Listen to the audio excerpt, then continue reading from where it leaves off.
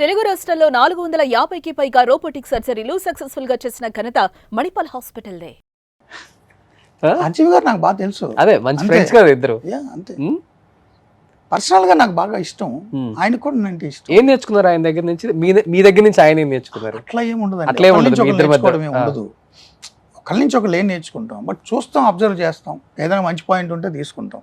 అజీవ్ గారనే కాదు, ఇప్పుడు నాతో పనిచేసే నా జూనియర్ కొలీగ్ అయినా, ఆఫీస్ అసిస్టెంట్ అయినా, హెల్పర్ అయినా, అతనిలో కూడా కొన్ని మంచి లక్షణాలు అంటూ నేర్చుకోవచ్చు. సో అది పర్టికులర్గా ఒక పర్సన్ ఇది నేర్చుకుందామని ఏమి ఉండదు. నాకు సూట్ అవ్వదు రోషన్ సార్. బిగ్ బాస్కి నేను సూట్ అవ్వను. ఎందుకంటే అంత డిసిప్లిన్డ్గా, మళ్ళీ గొడవలు పడుతూ, మళ్ళీ డిసిప్లిన్డ్గా ఉంటూ, ఎవ్రీ వీక్ మన క్యారెక్టర్ని ఒకళ్ళు జడ్జ్ చేసేసి, ఎవ్రీ మినిట్ మన మీద ఎవరో ఒకరు పోర్ట్రే చేసి చాలు కదా. ఇప్పుడు రోజు మన మీద జరుగుతున్న ట్రోలింగ్ చాలదా? డైరెక్ట్గా వెళ్ళి ఒకరితో ఎందుకు తిట్లు తినాలి ఫిజికల్గా?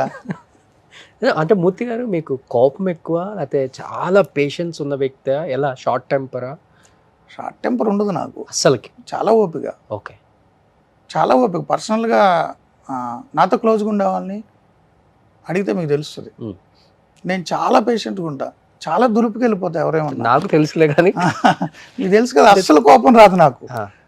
అంటే బయట వృత్తి వేరు, నా వృత్తి వేరు. సొసైటీ కన్సర్న్తో నేను షోస్ చేసినప్పుడు, సోషల్ కాజ్ గురించి నేను మాట్లాడుతున్నప్పుడు, దాన్ని విభేదిస్తూ అది వాళ్ళ హక్కుగా మాట్లాడే రాజకీయ నాయకులైనా ఇక ఎవరైనా కానీ మాట్లాడితే నేను దాన్ని కౌంటర్ చేస్తా. అది నా వృత్తి.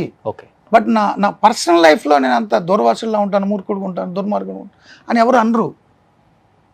ఆ పరిస్థితి లేదు. ఎందుకంటే ఇప్పుడు జర్నలిస్టులు కామన్, అంటే మీరు అన్నట్లుగానే ఒక ఛానల్ నుంచి ఒక ఛానల్కి మారుతుంటాం. మీరు ఇంత పెద్ద సీనియర్ జర్నలిస్ట్ కదా, ఇన్ కేస్ రేపు టీవీ5 నుంచి ఇంకో ఛానల్కి వెళ్తారు, అక్కడ మీకన్నా ముందు నుంచి ఎప్పటి నుంచో ఉండుంటారు కదా, వాళ్ళతో విభేదాలు అనేది చాలా సర్వసాధారణం. అంటే మీకని చెప్పట్లా, మామూలుగా కామన్ ఈ ఫీల్డ్. అంటే ఇప్పుడు నేను టీవీ నాది పై చెయ్యి అనేది ఎక్కడైనా ఉంటుంది కదా సీనియర్. అలా నాకు అసలు అలా మీకు ఎప్పుడు ఏ జర్నలిస్ట్ తో ఎటువంటి విభేదాలు రాలేదా? నేను టీవీ5 వచ్చేసరికి చాలా సీనియర్. టీవీ5 లో ఒక జర్నలిస్ట్ మీకు విభేదాలు రాలేదు? ఎవరితో రాలేదు. వేరే ఛానల్ నుంచి వచ్చిన జర్నలిస్ట్ తో నాకు ఎవరితో విభేదాలు రాలేదు, రావు కూడా. అది బయట ప్రచారం జరగచ్చు సోషల్ మీడియాలో ఏదైనా. మీరు నాతో ఎవరికో విభేదాలు వచ్చాయని మీరు అంటున్నారు కదా, ఆ వ్యక్తిని అడగండి మూర్తి వాళ్ళు వచ్చాయని. కాదు, రావు. మీ పేరు మాత్రమే వాడతారు. అయితే వాడుకోవచ్చు. ఎవరెవరో ఏందో చెప్తే నాకు తెలియదండి. నేను పనిచేసిన 5 ఛానల్స్లో ఎవరితో విభేదాలు పడను. ఎందుకంటే నేనేంటనేది 9 గంటలకు టీవీలో చూస్తే తెలుస్తుంది. నా పని ఏంటనేది, నా పని ఏంటి, నేను ఎలా పని చేస్తాను అనేది మేనేజ్మెంట్కి తెలుసు, నాకు తెలుస్తుంది. నేను ఎవరితో ఎందుకు గొడవ పడాలి? ఒకళ్ళ వల్ల నాకు ఇన్సెక్యూరిటీ లేదు, నా వల్ల ఒకరికి ఇన్సెక్యూరిటీ ఉండదు. అది నా పాలసీ డే 1 నుంచి కూడా. నాకు అసలు అలా వేరే వాళ్ళ లైఫ్లోకి అసలు అవసరం లేదు. వేలు పెట్టరు. నేను ఒకళ్ళ లైఫ్లో వేలు పెట్టను, నా లైఫ్లో ఎవరు వేలు పెట్టరు. పెట్టాలని చూస్తే అంటే నాకు ఇప్పుడు బయట మీరు చెప్తున్నారు కదా, దుర్మార్గుడు, దుష్టుడు, అలా చేస్తాడు, ఇలా చేస్తాడు, కోపిష్టి, ఎవరు తెగిస్తారు? ఆ ఇమేజ్ ఉంది కదా, కాబట్టి ఎవరు తెగించరు. ఆ సందర్భం రాలేదు, లేకపోయినా ఇమేజ్ వచ్చిందంట, ఉంది కదా. అది నేను తెచ్చిపెట్టుకున్నది కాదు. ఓకే, అది వచ్చింది. నిజమే, వీడు ఇలాంటివాడేమో నా దేవుడికి ఎవడు రాడు. ఓకే, యాక్చువల్గా వచ్చినా నేను పక్క వెళ్ళిపోతా. ఇప్పుడు ఇది సీక్రెట్, ఇక రేపటి నుంచి అందరూ నా జీవితంలోకి వస్తారేమో. ఇప్పటివరకు ఆ సందర్భం రాలేదు సార్. నేను ఎవరి లైఫ్లోకి వెళ్ళను, ఎవరి ఉద్యోగంలో నేను ఇబ్బంది పెట్టను. డైరెక్ట్గా మేనేజ్మెంట్తో నాకు. ఈవెన్ ఈనాడు ఈటీవీలో ఉన్నప్పుడు కూడా చైర్మన్ గారికి నాకు, మిడిల్ లెవెల్ మేనేజ్మెంట్తో నాకు ఇష్యూస్ లేవు. చాలా ఉంటాయి, చాలామందికి ఉంటాయి ఇష్యూస్. చాలామంది జాబ్ రిజైన్ చేయడం, కంప్లైంట్ చేయడం, ఇవన్నీ ఉంటాయి. నా మీద అది లేదు. నా మీద ఏమని కంప్లైంట్ చేస్తారు, ఏమని ప్రూవ్ చేస్తారు? ఓకే, నేను ఎందుకు భయపడాలి? వాళ్ళకి నచ్చలేదు, థ్యాంక్స్. ఓకే, ఇలాగే ఉంటుంది నా పాలసీ. సో టీవీ5లో నేను విన్నారా? మీరు విన్నారా? 5-6 years నుంచి పనిచేస్తున్నా. మీరు విన్నారా ఇది వచ్చి? మా చైర్మన్ నన్ను కోఆపరేట్ చేసి సినిమా కోఆపరేట్ చేశారు. ఇంకేం కావాలి నాకు? సో మీడియా హౌస్లకు అతీతంగా చెప్పండి, ఫస్ట్ పనిచేసిన ఈటీవీ సంస్థ రామోజీరావు గారి దగ్గర నుంచి నేర్చుకున్న అంశం అంటే ఏమని? చాలా నేర్చుకున్నా ఆయన దగ్గర నుంచి, చాలా నేర్చుకున్నా. నిబద్ధత నేర్చుకున్నా, కమిట్మెంట్ నేర్చుకున్నా, ఎంత కష్టమైన దాన్ని పర్సూ చేయాల్సిన పరిస్థితి నేర్చుకున్నా, డిసిప్లిన్ నేర్చుకున్నా, డెడికేషన్ నేర్చుకున్నా, చాలా నేర్చుకున్నా సార్. అందరి దగ్గర నేను అన్నీ నేర్చుకున్నా. ఆయన ఏదన్నా మంచి పని చేస్తే ఫోన్ చేసి కూడా అప్రిషియేషన్ చేస్తారు. నన్ను అప్రిషియేట్ చేశారు ఫోన్లోనే. ఫోన్లో నన్ను చాలాసార్లు అప్రిషియేట్ చేశారు. కొన్ని అసైన్మెంట్ డైరెక్ట్గా నాకు ఆయన ఇచ్చారు, నాకు అవార్డులు ఇచ్చారు, రివార్డ్స్ ఇచ్చారు, వ్యక్తిగతంగా నన్ను చాలా దగ్గర తీసుకుని అభినందించారు. ఓకే, చాలా ఉంటాయండి. సో ఏబిఎన్ ఆంధ్రజ్యోతి ఆర్కే గారు, ఆర్కే గారితో 10 ఏళ్ళు ఉన్నా. పర్సనల్గా నాకు చాలా అటాచ్మెంట్. ఆయనకి నేనంటే చాలా ఇష్టం.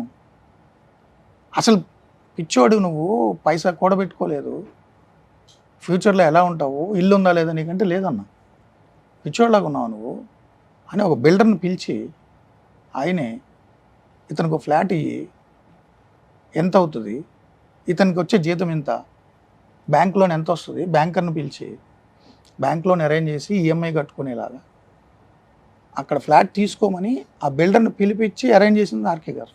ఓకే, అంటే డబ్బులు నేను ఇచ్చాను, ఈఎంఐ కట్టుకుంటున్నాను, బట్ ఒక ఫాదర్లీ టోన్తో ఏదో ఒక కంపు ఉండాలి కదా, నీ బతుకు నువ్వు అక్కడ ఏడవాలి కదా. ఒక కంపని ఏడిస్తే ఉద్యోగం ఉన్నా లేకపోయినా ఎవడైనా కొట్టినా కానీ నీ గదిలో నువ్వు పడి ఉంటావు, ఎందుకు ఎన్నేళ్ళు వచ్చినాయి ఏంటని చెప్పి ఆయనే బిల్డర్ని పిలిచి ఫ్లాట్ మాట్లాడి ఎంత అవుతుంది, ఇంత అవుతుంది, సో భయంకరమైన లాభాలు వేసుకోకు, మినిమం లాభం వేసుకో, మా వాడికి ఇయ్యి ఓకే అని చెప్పి ఆయనే నాకు ఫ్లాట్ మాట్లాడారు. నేను ఈఎంఐ ఇప్పుడు కట్టుకుంటాను. మన ఇంటి పక్కన అదేనాది? అదే నేను ఉండేది. ఓ ఆ బిల్డర్ని ఆయనే మాట్లాడారు, ఆఫీస్కి పిలిచి మాట్లాడారు. ఓకే, బిల్డర్ని మాట్లాడి ఫ్లాట్ ఎంత, ఎన్ని గజాలు, ఎంతకి ఇస్తున్నావు, ఎంత లాభం వేసుకుంటున్నావు, మా వాడికి ఎక్కువ లాభం వేసుకోకుండా ఎంతకి ఇవ్వగలవు అని మాట్లాడి రిజిస్ట్రేషన్ ఎంత అవుద్దని అడిగారు. ఎంతో చెప్పారు. రిజిస్ట్రేషన్ డబ్బులు ఆయన ఇచ్చారు. ఓకే, సో నేను ఏ పొలిటీషియన్ దగ్గర డబ్బులు తీసుకోవడం, ఇల్లు కొనుక్కోవడం లేవు. మేనేజ్మెంట్ ఇస్తే తీసుకుంటా, ఓకే, నా జీతం లేదు, అవార్డు రివార్డు. గ్రేట్. మా సుమన్ గారు కూడా ఇస్తుంటారు అట్లా అందరికి. Great great. నేను చూసాను మొన్న ఏదో మీ దాంట్లో అందరికీ ఇచ్చారు. గ్రేట్ మేనేజ్మెంట్, అలా ఉండాలి. సో ఎన్టీవీ చౌదరి గారు బాగున్నారు. ఆయనతో ఛానల్ లాంచింగ్ ముందు నన్ను పిలిచారు. ఓకే, నేను ఈటీవీలో కంఫర్ట్గా ఉన్నా, కామన్ ఫ్రెండ్ ద్వారా పిలిపించారు. ఛానల్ పెట్టాలని అనుకుంటున్నా అన్నారు. ఛానల్ ఆలోచన చెప్పారు, ఎలా ఉండాలి ఏంటి డిజైన్ చేసాం. ఆ కేబీఆర్ పార్క్లో రోజు రాత్రి 1 గంట వరకు నడిచేవాళ్ళం. సో అప్పటి వరకు ఉన్న టీవీ9 కాదని మనం ఎందుకు చూడాలి, విశ్వసనీయత, వేగం, కాంబినేషన్ ఏం చేయాలి, అన్నీ లైవ్ ఇవ్వాలి, ప్రతి క్షణం ప్రత్యక్ష ప్రసారం, ఇన్ని ఓబీవీఎన్లకు ఉండాలి, డైనమిక్ జర్నలిజం ఉండాలి, రిపోర్టింగ్ నెట్వర్క్ ఇలా ఉండాలి, స్టాఫ్ ఇలా ఉండాలి, ఈ ప్రోగ్రామింగ్ అన్నీ డిస్కస్ చేసాం చాలా కాలం. నాతో బాగుంటారు. సో ఇప్పుడు ఆయనతో నాకేం ఇష్యూస్ బయటికి వచ్చిన అన్ని ఛానల్స్ వాళ్ళు కూడా ఇప్పటికి టచ్ లోనే ఉంటారు, బాగుంటారు. బాగుంటారు. నాతో ఏదన్నా మంచి పని చేస్తే అప్రిషియేషన్ చేస్తారు. బాగుంటారు. నాతో ఎవరికి ఇష్యూస్ లేవు. నేను వేరే కారణాలతో బయటకు వచ్చిన వాళ్ళతో గొడవపడి రాను. టీవీ5 అంటే మూర్తి అంటే టీవీ5 తిరుగులేదు. అనేలాగా ఉంది. చాలా కంఫర్ట్గా ఉన్నా. చైర్మన్ గారు నన్ను చాలా చాలా చాలా ప్రేమగా చూసుకున్నారు. ఎవడైనా ఒక ప్రైమ్ టైం హోస్ట్ సినిమాలు చేసుకుంటా అంటే ఒప్పుకుంటారా? ఒప్పుకోరు. ఆయన దగ్గరుండి లాంచ్ చేయించారు, అన్ని రకాలకు సపోర్ట్ చేశారు, సినిమా చేయమన్నారు, కోఆపరేట్ చేస్తున్నారు, చాలా సహకారం చేస్తున్నారు.